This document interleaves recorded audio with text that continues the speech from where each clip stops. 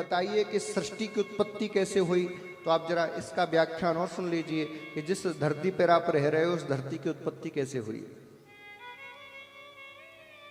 सबसे पहले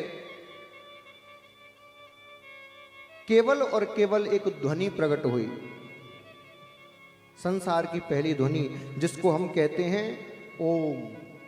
क्या कहते हैं? जरा जोर से कहो। लेकिन ये ओम नहीं होता, क्या होता है ये? ओम ओम ओम। इसका सही उच्चारण यही है। हम क्या बोलते हैं? ओम, जिसका सही उच्चारण नहीं है। सही उच्चारण क्या है? ओम। आ उ और म। ओम क्यों कहा जाता है? क्योंकि आप बार बार कहो ओम ओम, ध्वनि सुनाई देगी ओम ओम ओम। तो जो ध्वनि सुनाई दे रही है उसी को हमने लिख दिया ओम। इसका सही उच्चारण क्या है? ओम। आ उ और म। और यही 3 प्रकार की प्रकृतियों का संकेत है, सात्विक, राजसिक और तामसिक। आ जो शब्द है वो सात्विक प्रवृत्ति का प्रतिनिधित्व करता है। ऊ जो शब्द है वो राजसिक प्रवृत्ति का प्रतिनिधित्व करता है, और म जो शब्द है वो तामसी प्रवृत्ति का प्रतिनिधित्व करता है। आ ऊ ओ म। आप देखिए जरा, आप बोलिए आ, बोलिए, एकदम नाभि से आवाज आएगी।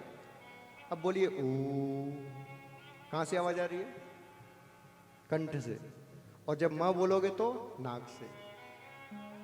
यानी कि प्रथम सप्तक, मध्य सप्तक और तार सप्तक तीनों जब मिल जाते हैं तब ओम बनता है। संसार का, ब्रह्मांड का पहला शब्द, पहला वाक्य, पहली ध्वनि ओम। और जब ये ओम कई सहस्त्रों वर्षों तक संपूर्ण संसार में ध्वनि गुंजायमान होती रही, वो बड़ी होती रही, तब उस ध्वनि से प्रकाश प्रकट हुआ, प्रकाश पुंज, जिसको हम निराकार ब्रह्म बोलते हैं।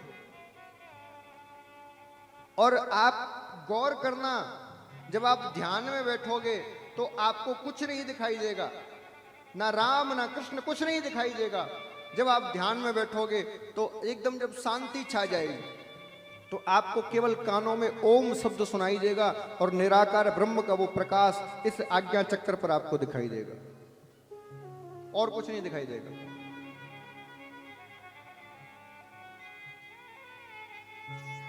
क्योंकि जो मूल है, जो जड़ है, वही अंत में दिखाई देता है। और वो प्रकाश पुंज जब कई सहस्त्रों वर्षों तक विराट होता रहा, तब उस प्रकाश पुंज से हरि नारायण का प्रादुर्भाव हुआ।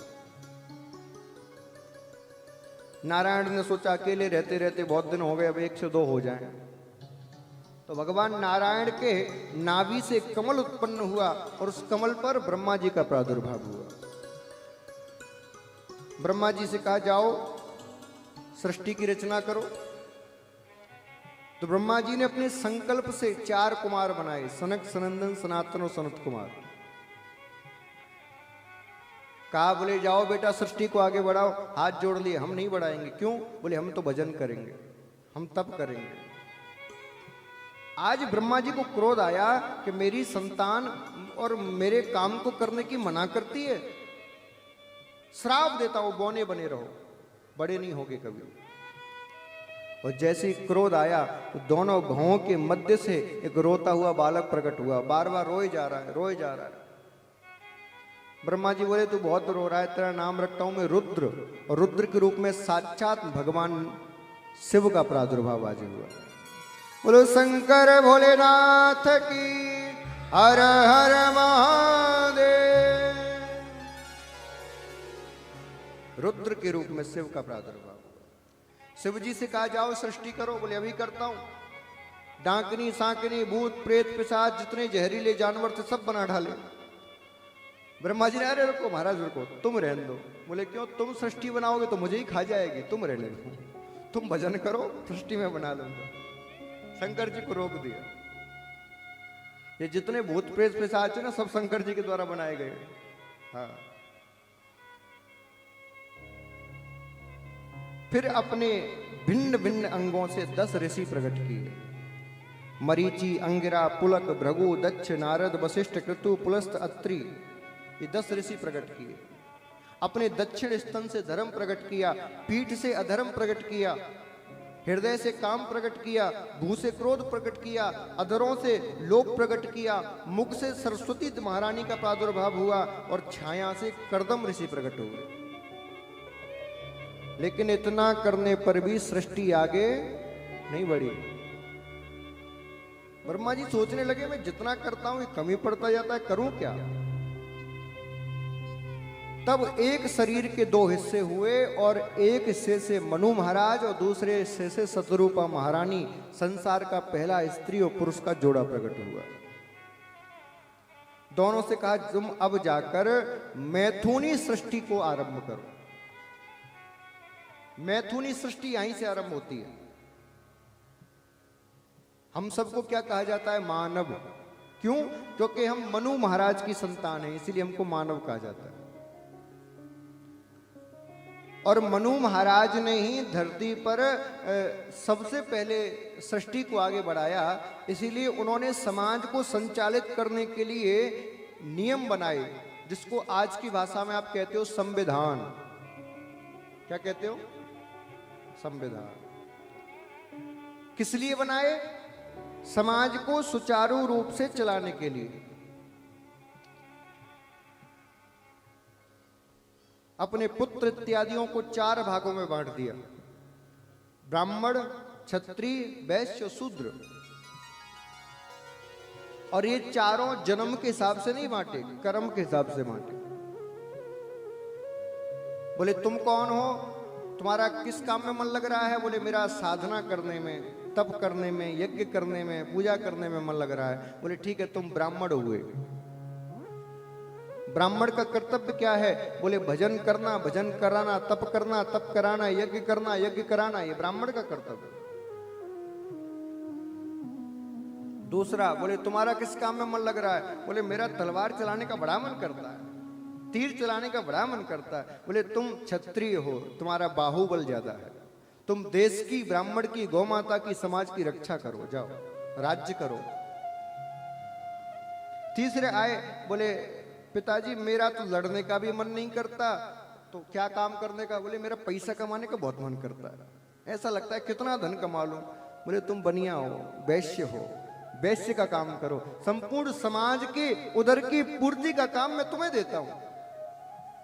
चौथा बेटा आया, तुम्हारा क्या, तुम्हें क्या बनना है? बोले देखो पिताजी पढ़ाई वढ़ाई मुझसे होती नहीं, पहले ही कह रहा हूं, युद्ध बुद्ध में लड़ नहीं सकता, मेरे बस की बात नहीं है। तो व्यापार, बोले व्यापार में कौन माथा पच्ची करे, मुझे नहीं करना। तो क्या करोगे फिर? बोले मैं तो तीनों भैयाओं की सेवा करता रहूंगा, मुझे कुछ नहीं करना। बोले ठीक है, तुम तीनों भैयाओं की सेवा करो, तुमको मैं शूद्र की उपाधि देता हूं। तो जो तीनों वर्णों की सेवा करे वो शूद्र। अब इसमें से कोई छोटा और कोई बड़ा नहीं है। भगवान के विराट स्वरूप में मस्तिष्क को ब्राह्मण कहा गया। मस्तिष्क को ब्राह्मण क्यों कहा? क्योंकि मस्तिष्क सोचता है, मस्तिष्क ही आपके पूरे शरीर को संचालित करता है, इसलिए मस्तिष्क को ब्राह्मण कहा। ब्राह्मण का अर्थ क्या? जो ब्रह्म को जाने वो ब्राह्मण, जो ब्रह्मांड का ज्ञान रखे वो ब्राह्मण, जो संपूर्ण समाज को अपने ज्ञान से प्रकाशमान करता रहे वो ब्राह्मण। भुजाओं को क्षत्रिय कहा गया।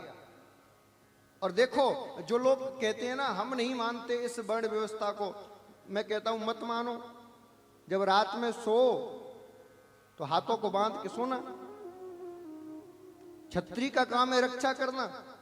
तुम्हारे गाल पर जब मच्छर बैठता है तो बताओ पैर हटाने आता है कि पेट हटाने आता है कि सिर हटाने आता है? कौन आता है? हाथ। तुम तो सो रहे हो, तुमने तो उससे कहा ही नहीं हटाने की, तुम्हें तो पता ही नहीं। इस हाथ को क्षत्रिय का गुण प्राप्त है। आप चाहे सोते रहो चाहे जागते रहो, जैसे ही आपके शरीर पे विपत्ति आएगी सबसे पहले हाथ एक्शन में आएगा, हाथ मच्छर पे पड़ेगा। इसका अर्थ क्या है? क्षत्रिय ही बाजू है जो आपकी रक्षा करता है। उदर का काम, उदर कहा गया पेट, यानी पेट किसको कहते थे? बोले जो वैश्य है, जो पेट का पालन करे वो वैश्य, जो कृषि करे, व्यापार करे वो वैश्य। और जंगहाओं को शूद्र कहा गया। बोले इन तीनों वर्णों की जिस पर आधारशिला रखी हुई है, जो इन तीनों वर्णों को संभाले हुए है, जो इन तीनों वर्णों को संचालित कर रहा है, आगे बढ़ा रहा है, वो शूद्र। मैं बताऊं तो इन तीनों वर्णों से श्रेष्ठ है शूद्र। पूछो क्यों?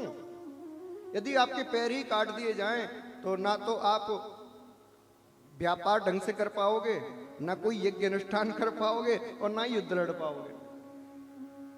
इसीलिए जो लोग झूठ बोलकर और आपको बहलाते हैं ना, आपको गलत सलाह देते हैं कि शूद्रों को तो दबाया गया, ये किया गया, वो झूठे हैं और आपसे केवल वोट की राजनीति कर रहे हैं।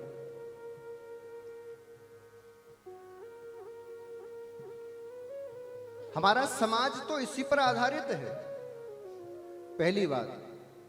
दूसरी बात, अब युग धर्म की बात करते हैं।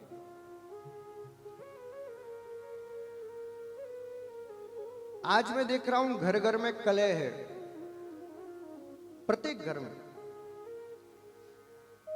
ब्राह्मण आपस में लड़ रहे हैं। तू छोटा है, तू बड़ा है,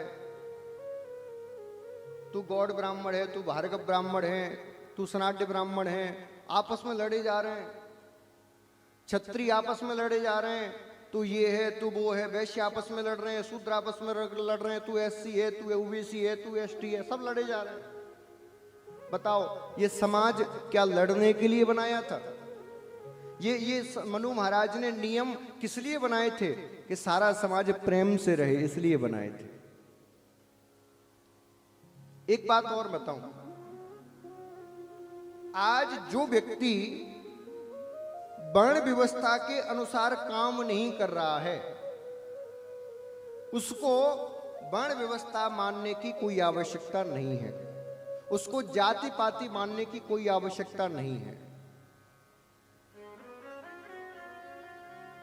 वर्ण व्यवस्था के अनुसार विवाह पद्धति बनाई गई।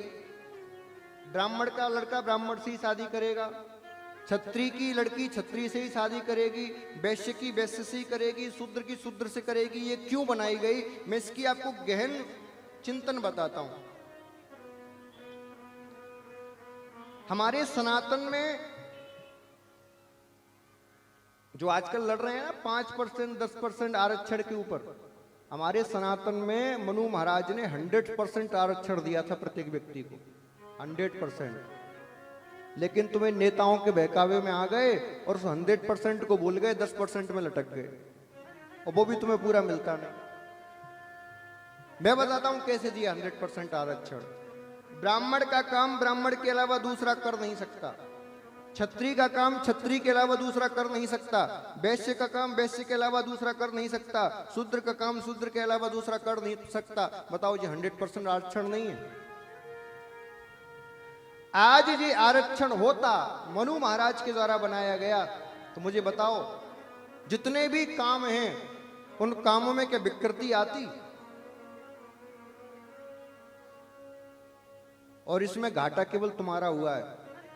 जो चौथे स्तर के हमारे भाई हैं शूद्र, उन्हीं का घाटा हुआ और किसी का नहीं हुआ, क्योंकि जो वैश्य हैं बनिया हैं वो अपना व्यापार कर रहे हैं, जो क्षत्रिय हैं वो फौज में सबसे ज्यादा हैं, ब्राह्मण अपनी कथा भागवत कर ही रहे हैं, शूद्रों का घाटा हो गया।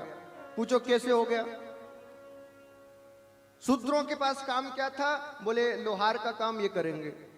तो बताओ, यदि आज लोहार का काम आपके पास होता, आरक्षण होता, तो जितने भी बड़ी बड़ी आयरन की फैक्ट्रियां हैं, लोहे की फैक्ट्रियां हैं, उसका मालिक कौन होता? आप। आज आप टाटा का लोहा मंगाते हो, सरिया मंगाते हो, वो लोहे पे नाम आपका होता कि नहीं? जितने भी बड़ी बड़ी ये जूते चप्पल की फैक्ट्रियां हैं, बाटा वाटा, इनके मालिक कौन होते? आप। जितने भी बड़े बड़े ये बर्तन इत्यादि की कारोबारी हैं, ये सब वैश्य हैं एक बगल से। लेकिन यदि उस आरक्षण से आप चलते तो उनका कारोबारी कौन होता, मालिक कौन होता? आप। लेकिन आपने इन नेताओं के चक्कर में आके और सनातन के 100% आरक्षण को छोड़ दिया। इसी का परिणाम है कि आज सबसे ज्यादा आप ही को बहलाया फुसलाया जा रहा है।